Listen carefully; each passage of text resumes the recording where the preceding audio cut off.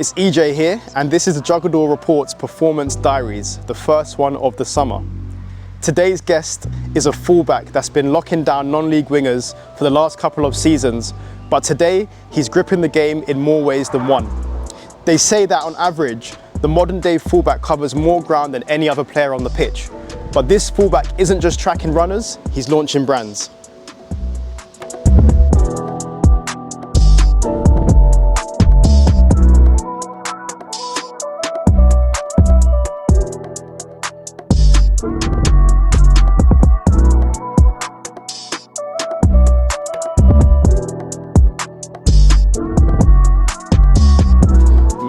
Appreciate you for coming out, my bro. Thanks for having me. Appreciate it. Good to have you.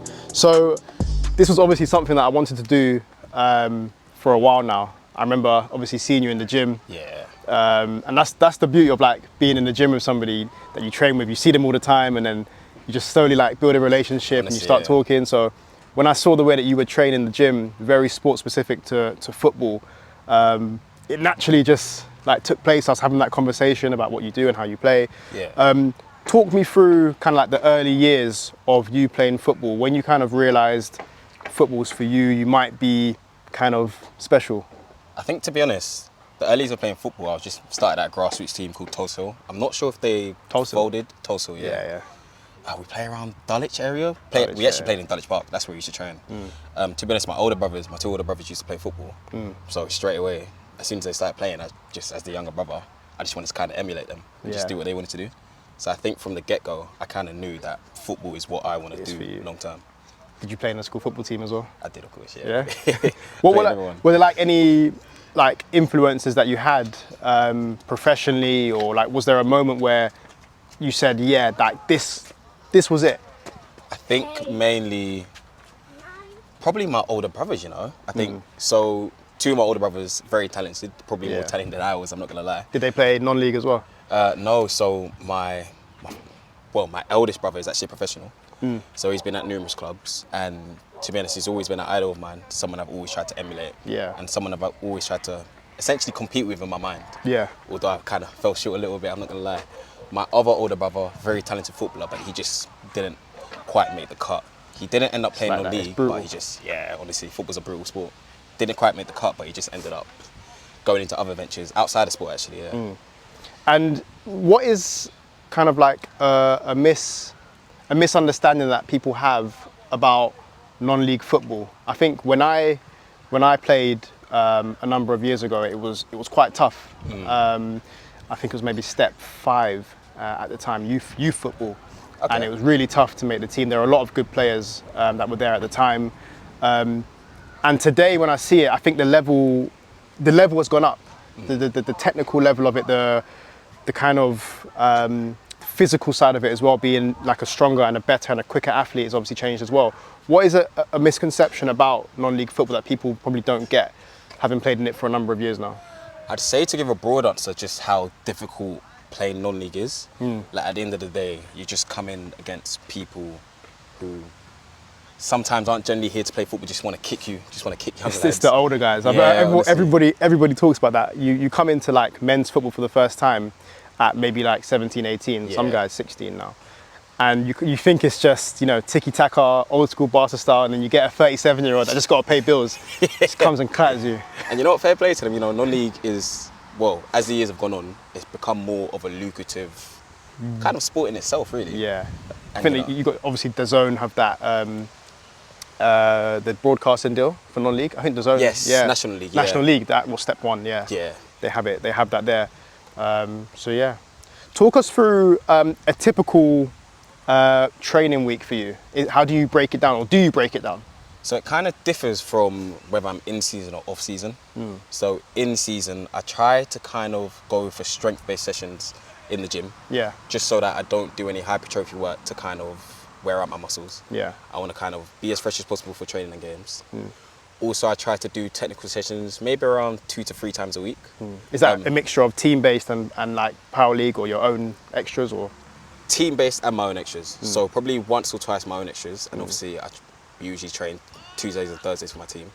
Of course, you have to do extras outside of football because Obviously, in non-league, you're usually training once or twice a week. Yeah. That's not enough if you want to kind of make it as a professional. Yeah. So you kind of have to do a lot more. And obviously in the gym, you're coming up against guys in non-league who are literally just, they're not the most athletic, but they weigh a lot. So talk about the day split, because I would see him in the gym a couple of days a week. I was in the gym at the time, this was a couple of years ago now, I was in the gym 4 days a week. And you were in there nearly all of them days. So is there like a split, or would you do a gym session and then maybe head out to the pitch? Or is it just gym home, gym work, or? So it depends. So on a Monday, if I split it by days, Yeah. on a Monday, it's usually a push or pull session, or legs, just depending. Yeah. I always try to do plies as well. I always see you doing plies. 'cause of that. You love the I see you with the jumping. Because obviously as a footballer, you kind of have to be as powerful as possible. So Sorry. a lot of those plies are just trying to make me as powerful as possible and allow me to move as a better athlete. Just kind of a free flowing. You want to move as well across the pitch as possible. Yeah, especially in your position as well, as a fullback. Talk to me about that position. It's changed a lot in the last couple of years, from the overlapping, flying up and down fullback. Then you had obviously the back three, wing back situation where you're kind of just covering the whole flank. And then now you're seeing a lot of the kind of new school managers do the whole inverted thing where the fullback moves into the middle of the pitch. What are your thoughts on the position today, and how do you believe, or how do you think a fullback is best suited to the game? I think, well, firstly, the way a fullback operates is revolutionary. I think it's something we haven't seen before. Yeah. And as we've seen in like the top level, obviously from Man City, when Guardiola, I think, had Cancelo, Ake sometimes on the left. Yeah. I don't think he inverted as much. I don't think Cancelo inverted as much. Cancelo was mainly he was flying. I think, but when they had Zinchenko at left back, obviously he wasn't the best. But he was a centre mid. Yeah, playing first, as a left back, and then he was playing as a left back. So that's why he was afforded that opportunity to kind of come inside. But when he did roll in and invert, it was just unbelievable. Just creating an extra body in the middle, allowed him to keep possession a lot better. But I'd say again, it's revolutionary. I'm more of an old school fullback where I just like to operate along the flanks. Along the flank, up and down. Yeah, I'm assist quite a with powerful crossing. athlete as well. Yeah, so I just like to get up and down, support my wing and attack, and defend properly as well. Do you feel like the art of defending as a fullback has been lost in the modern game, in the sense that we often focus on how many crosses a fullback is getting, producing, or how many like wonderful long balls they can do, or how many shots they're taking? Do you feel like we're misinterpreting the hay fever, what exactly a fullback should do, and the art of actually defending, being a great 1v1 defender, has been missed? I wouldn't say the art's been lost, but I'd say it's definitely, what's the word? I think it's definitely not, it seems to not be as important how well you can defend as opposed to how well you can attack. It's almost like we'll sacrifice your defensive capability just because of how good you are going forward. Or your role or capability within the team, within the setup. Which is fair as well, because at the end of the day, goals win games. Yeah. But I think Sir Alex Ferguson said it, defence wins titles. Yeah. And I think as a fullback, your predominant position is a defender. Yeah. So for me personally, winning duels, winning tackles, your 1v1 battles, Yeah. winning your headers, winning your tackles, Yeah. essentially 1v1 duels. I think that's so important. And I wouldn't say it's lost, but it doesn't seem as important to defenders, and how pundits kind of review fullbacks as well. They just kind of review their offensive outputs. Sometimes not as much, unless it's woeful, their defensive outputs as well. Yeah. And today you are age-wise 25. 25, if you don't mind sharing. Yeah. Were there any fullbacks that you looked up to in the last generation, when we were like growing up, like 6, 7 years old? And are there any fullbacks that you look at today and you try to kind of like base your game off? So I think early, funny enough, I wasn't actually a fullback all the time, as they say. Oh, there we go. Yeah. There we go. Fullbacks are just forward wingers and midfielders. I used to be a central midfielder, and my favourite player was actually Javi. I played fullback now. I was a winger in my early days. Yeah. You wouldn't believe it now, anyway. But favourite player was Xavi Hernandez. I think that whole Barcelona team, but him in particular, I just loved the way he played football, how he was able to find space in such tight areas, and just how he was able to supply their front line. And as you know, Barcelona's front line in those days were just dangerous. But I'd say for fullbacks, I think I started playing fullback as a 15, 16-year-old. Yeah. Because that's still nearly a decade. Yeah. It's a decade, yeah. I think my favourite fullbacks in the early days was probably Philipp Lahm. He was just efficient, technically astute. Touch was sharp. Yeah. I think he done the simple things, but he done the simple things to a world-class level. Yeah. And I just think it was unbelievable. So, of course, he was able to play as a central midfielder as well. Do you watch the German guy Kimmich? Do you watch him as well? Because yeah. he obviously he inverted from fullback to centre midfielder. And now he's just CDM. Yeah. Doesn't even play like on the fullback anymore. Yeah, go on. He's not really a player I watch per se. I'd say, I think this season Nuno Mendes. Yeah. I think Nuno Mendes is... That's more, yeah, I'm seeing it, yeah. I think just, number one, he's an athlete. Yeah. Very, very powerful athlete.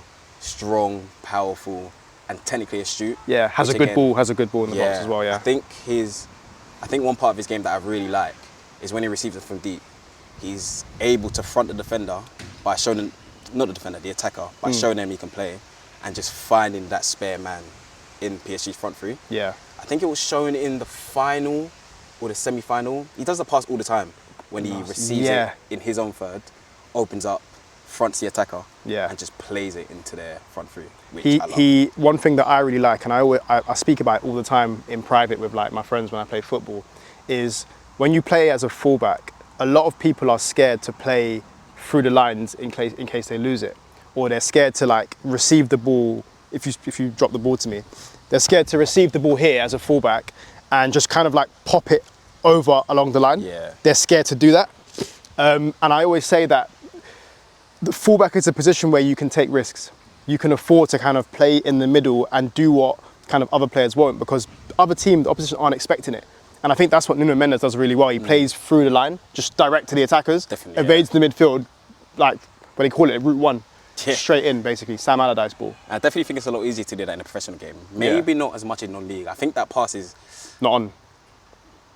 It can be on sometimes, not as on as much in the pro game, but I think it's a little bit frowned upon, just because you are susceptible to lose it in the middle third, and when you lose it there, the team's just straight in the attack. And, a lot of my friends that play in non-league talk about it being very much, for want of a better expression, Brexit ballish, like very much like route one. And I've, to be fair, I've been to a couple of games, especially like in maybe like step 4, step 5 and below, where the ball spends more time in the air than it does on the floor. It's just headers, second ball, first ball. What are your thoughts on that? Like, is that true? Is that frustrating? Do you want to see the ball played more on the floor? To be honest, I'm probably one of the individuals who doesn't mind it as much. I think I've adapted my game. I think if you asked me 5-6 years ago, I was disgusted by the ball. But now I can understand why a lot of more managers want to do that, just because it's less risky. Like when you're playing out from the back, players aren't as good as the pro game, so we're not as good at playing out at the back as someone as a PSG or Barcelona or Man City. True. Therefore, we are more susceptible to lose the ball. And when you lose the ball in your own third, you're closest to the goal. Yeah. Whereas playing the so-called Brexit ball, when you are just shelling it forward, if you lose the ball in the opposition third, they're just far away from the goal, so it's less likely for them to score in that exact moment. Yeah. What would you say are some, say 3 to 5 characteristics that a fullback should have today? I think technically astute. You need to be technically astute. At the end of the day, you are asked to do a lot more now than you were before.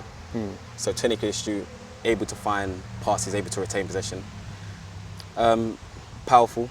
So that equates to being strong and fast. At the end of the day, you have to defend 1v1, and you need to be able to support your team in attacking position. Do you feel like height is a big thing, or minimum 5'8", 5'9"? Again, if you asked me 5 years ago, I would have said but now, so no. Like at the end of the day, you just have to adapt to your surroundings. Of course, I'm not the tallest. I'd say footballer in general, to be honest, because most people are. You're about 5'9". 5'9". Yeah.